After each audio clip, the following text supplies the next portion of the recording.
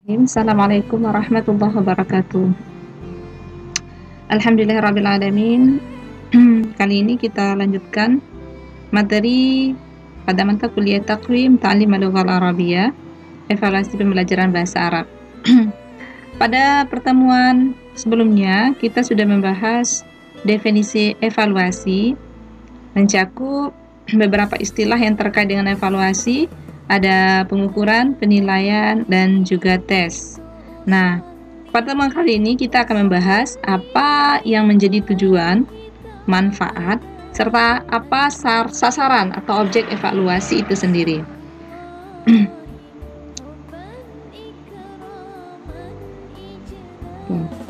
Pertama, kita bahas tentang tujuan evaluasi.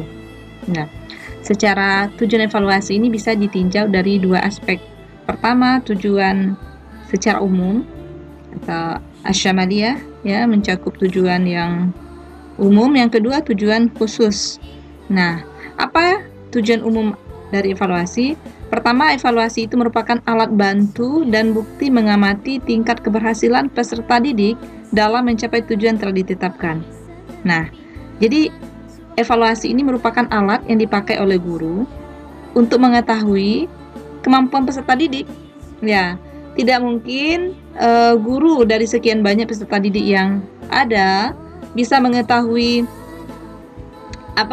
mengamati tingkat keberhasilannya belum tujuan pembelajaran yang telah ditetapkan pertemuan. Ya, dengan evaluasi, dengan diadakannya tes, guru bisa memantau siswa ini berhasil, siswa ini paham, siswa ini bisa lanjut dan tidak. Nah, itu tujuan yang pertama. Terus yang kedua, tujuan umumnya adalah mengetahui efisiensi dan efektivitas metode yang digunakan peserta pendidik dalam proses belajar mengajar. Nah, dengan evaluasi, kemudian seorang guru memberikan tes kepada siswa, itu merupakan evaluasi bagi guru dan siswa. Nah, guru bisa mengetahui keberhasilan siswa menjawab, membuktikan bahwa metode yang dipakaikan oleh guru dalam memberikan proses belajar efektif, efisien, atau belum. Nah, dari hasil belajar siswa, guru bisa kemudian menentukan metode yang tepat guna. Nah, jika metode yang sudah dipakai tepat, itu membuat siswanya lebih paham dan itu dilihat dari hasil evaluasi mereka. Nah, jika belum, maka guru bisa melakukan evaluasi kembali. Jadi evaluasi ini tujuannya tidak hanya untuk siswa, tetapi juga bagi guru yang kemudian melakukan merubah metode, menggunakan media yang tepat agar tujuan tercapai dengan baik, secara efektif dan efisien. Nah, ini yang menjadi tujuan dari evaluasi secara umum. Nah, secara khusus, apa yang menjadi tujuan evaluasi? Ya, yang jelas, tes yang diberikan oleh seorang guru kepada siswa itu akan merangsang motivasi bagi siswa dalam menempuh pendidikan. Ya, motivasi bagi siswa dengan adanya tes, mereka akan terus berusaha untuk meningkatkan kemampuan prestasi.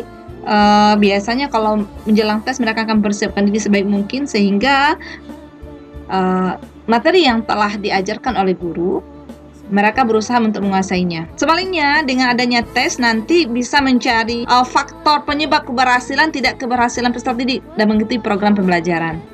Nah, hasil yang diberikan dari tes yang diberikan oleh guru, evaluasi diberikan oleh guru tersebut bisa mengetahui faktor penyebab ketidakberhasilannya.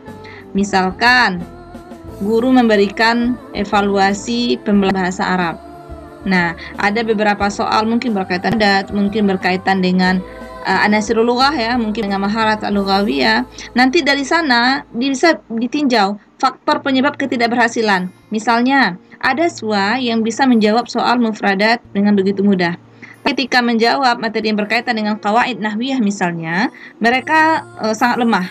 Nah, ini kita bisa melihat faktor penyebabnya. Oh, mungkin dengan ketidakberhasilan siswa di sini, maka materi bagian ini ya, dalam kelemahan itu perlu ditingkatkan dan perlu dievaluasi lebih lanjut. Nah, ini tujuan khususnya. Jadi evaluasi itu memiliki tujuan dan manfaat, sehingga ada pendapat yang mengatakan evaluasi itu tidak penting, itu perlu dipertanyakan kembali.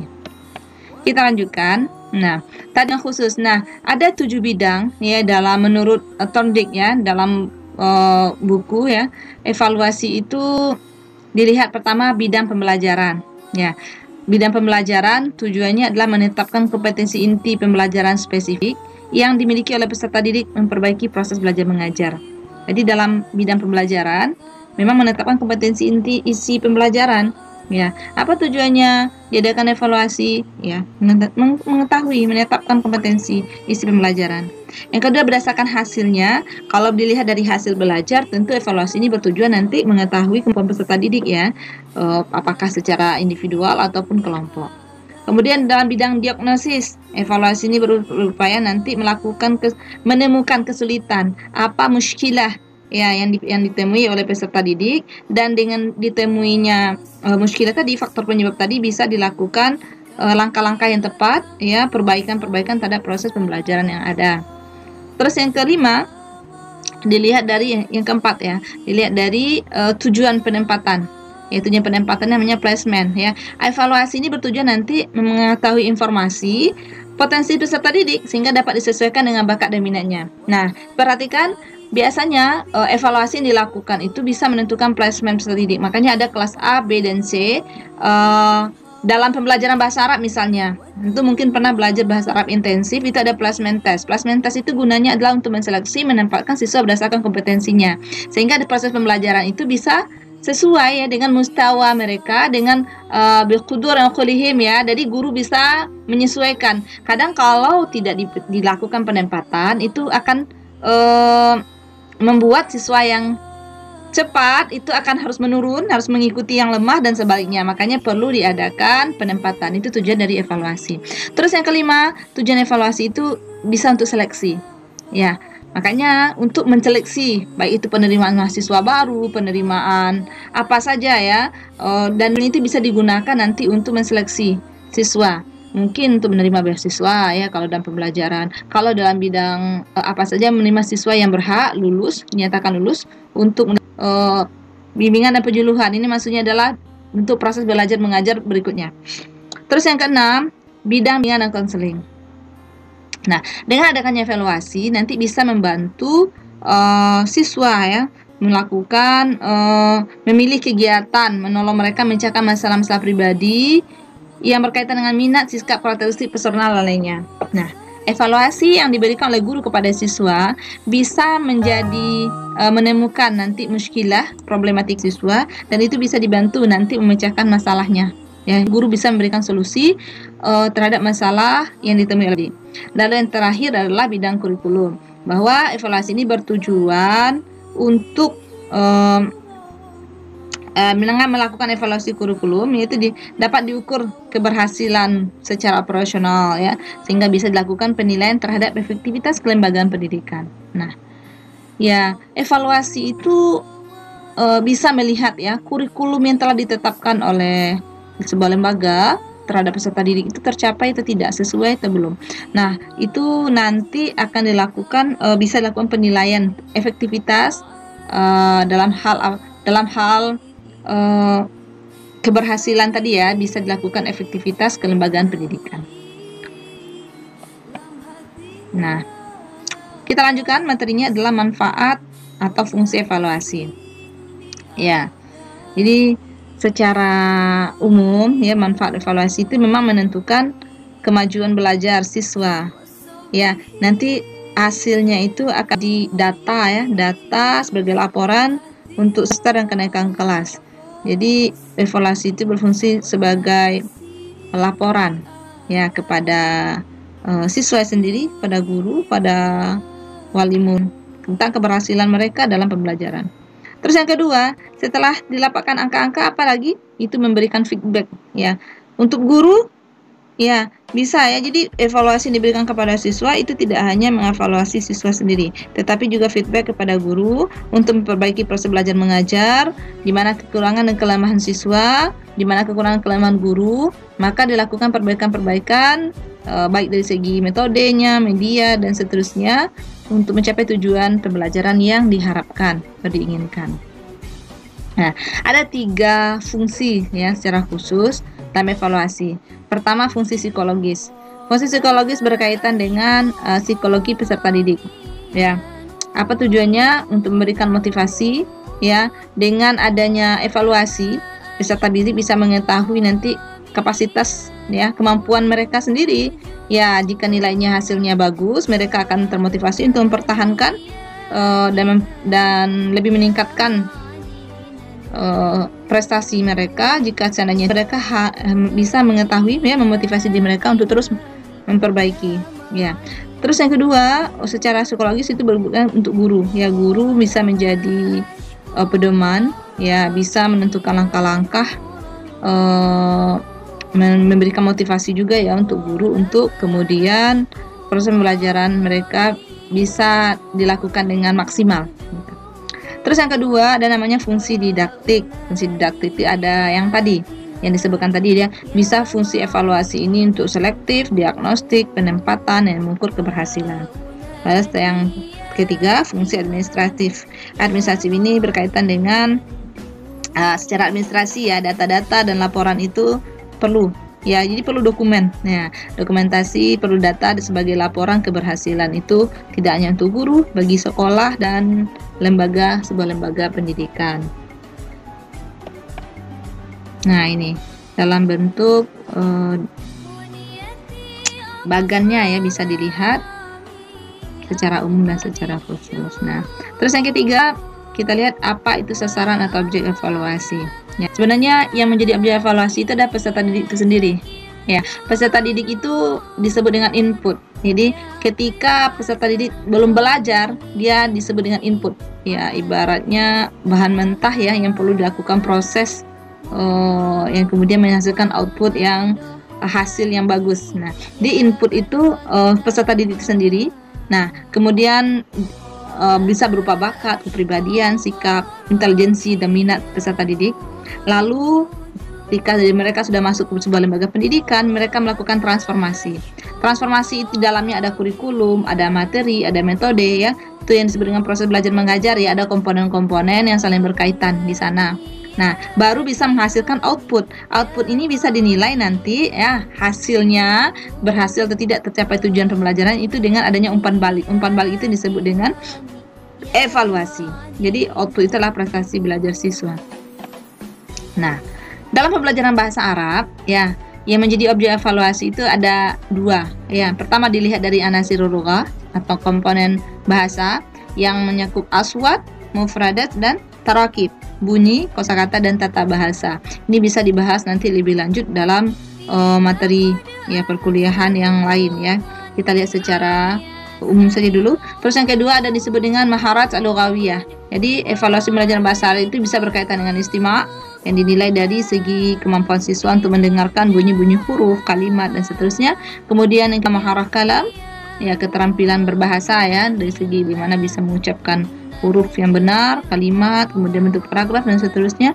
Terus yang ketiga maharatul qiraah, dan keempat maharatul kitabah. Dan ini menjadi objek evaluasi. Makanya dalam lebih lanjut kita akan belajar nanti bagaimana membuat evaluasi pembelajaran bahasa Arab, ya. Jadi bisa berupa gunakan pendekatan apa? Kita mungkin ingin menilai keterampilan berbahasa istima' saja, atau gabungan dari semuanya. Ini integratif, ya, pendekatan disebut nanti dengan pendekatan dalam tes bahasa. Ya, insya Allah di pertemuan kita berikutnya. Nah, tadi objek dari segi bahasa sendiri, ya, dari segi pembelajaran bahasa Arab, bedakan nanti, ya, objek dari segi peserta didik, nah, objek dari segi pembelajaran, dan objek dari hasil belajar. Nah, yang diinginkan dari evaluasi itu ada 3 keberhasilan, ya, hasil belajar. Pertama disebut dengan ma'rifiyah, majal al-ma'rifi, aspek kognitif. Yang kedua majal al-wijdani atau wijdaniyah, aspek afektif. Dan ketiga adalah majal nafsul haraki atau nafsul harakiyah, aspek psikomotor peserta didik. Kita bisa lihat ada beberapa tingkatan, ya, dalam aspek kognitif itu. Pertama, siswa mengetahui, kemudian siswa memahami, tingkatan berikutnya siswa bisa menerapkan, mengaplikasikan, kemudian menganalisa, mensintesa, dan menilai. Nah, dalam Bahasa Arabnya bisa nanti at-tadakkur, kemudian al-fahmu, at-tatbiq, ya, sampai terakhir at-taqwim. Siswa tidak hanya mengetahui tapi dia juga mampu mengevaluasi kembali. Jadi kemampuan berpikir siswa, ya. Jadi ini bisa lihat tingkatan-tingkatannya. Afektif, kemudian ini aspek kognitif tadi sudah. Nah, aspek afektif mencakup sikap, minat, dan nilai peserta didik. Pertama, tingkatan pertama peka terhadap rangsangan, kedua merespon, ketiga menghargai, keempat mengorganisir, dan kelima menjadi sebuah karakter. Jadi ini ada tingkatan-tingkatan dalam evaluasi. Maka dilihat nanti evaluasi itu tentu disesuaikan juga dengan mustawa siswa dalam pembelajaran. Terus yang ketiga adalah aspek psikomotor disebut dengan keterampilan.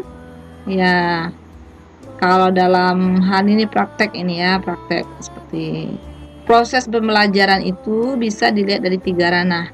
Pertama ranah tadi ya pengetahuan nanti disebut dengan kognitif, kemudian sikap disebut dengan afektif, dan ketiga aspek psikomotor.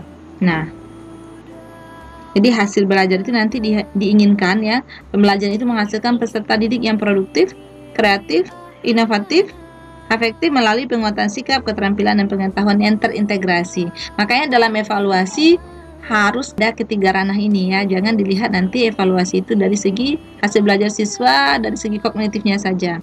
Dan ini yang perlu difahami karena banyak ya yang melihat dari angka yang tertera dari aspek kognitif sementara abaikan aspek yang lainnya. Dalam kurikulum terbaru 2013 dan juga dalam proses penilaian autentik, maka penilaian kita mencakup 3 ranah, yaitu afektif, kognitif, dan psikomotor.